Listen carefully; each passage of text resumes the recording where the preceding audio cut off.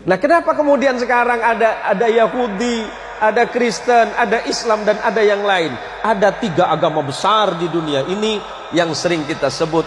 Kalau kita mengacu kepada 3 agama besar ini, mulai dari Yahudi, kemudian Kristen, dan yang paling terakhir adik bungsu namanya Islam.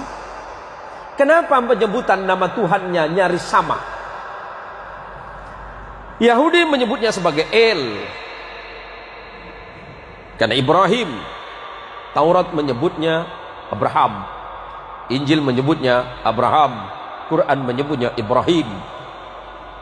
Ibrahim bukan bangsa Arab, jangan terkecoh. Ibrahim itu bukan bangsa Arab. Kalau Ibrahim itu bangsa Arab, berarti bangsa Yahudi juga Arab. Bukan. Ibrahim itu berasal dari Mesopotamia, yang kemudian sering kita sebut sebagai Irak hari ini, atau dulu sering kita sebut Babilonia. Ibrahim lahir di satu tanah yang bernama Ur Kaldania. Kemudian Ibrahim menyeberang ke Mesir, maka Ibrahim disebut dengan Abraham. Abraham di dalam bahasa bangsa-bangsa Nabi yang terdahulu artinya orang yang melintas. Apa yang dilintasi?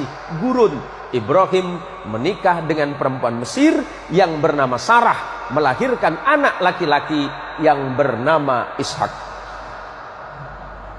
Kemudian Ibrahim menikah lagi dengan perempuan yang berasal dari Palestina. Injil sering menyebutnya Kanaan atau Filistin.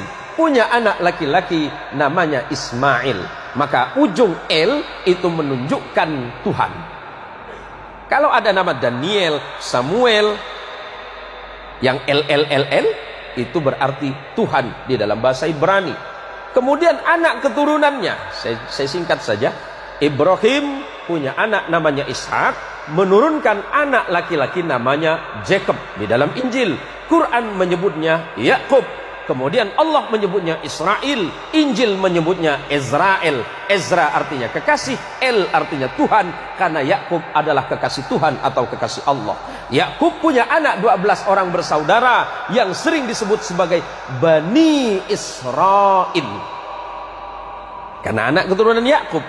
Yakub disebut Israel, anak Yakub disebut Bani Israel. Siapa? 12 orang. Yusuf bersaudara. Abangnya Yusuf bernama Lewi. Lewi punya anak namanya Imran. Imran punya anak namanya Moses dalam Injil. Quran menyebutnya Musa. Dan punya adik yang bernama Harun.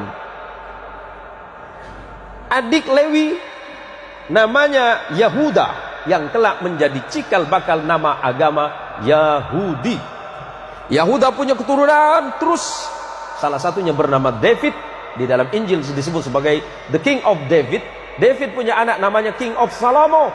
Al-Quran menginformasikan sebagai Sulaiman. Sulaiman punya 2 orang anak yang kemudian tidak jadi nabi, tapi keturunannya ada yang bernama Imran. Imran menikah dengan Hana. Hana dan Imran punya anak yang Quran menyebutnya Maryam, Anda menyebutnya Maria. Maria punya anak namanya, Al-Quran menyebut Isa bin Maryam, dan Anda menyebutnya the Jesus of Christ. Sederhana, Pak.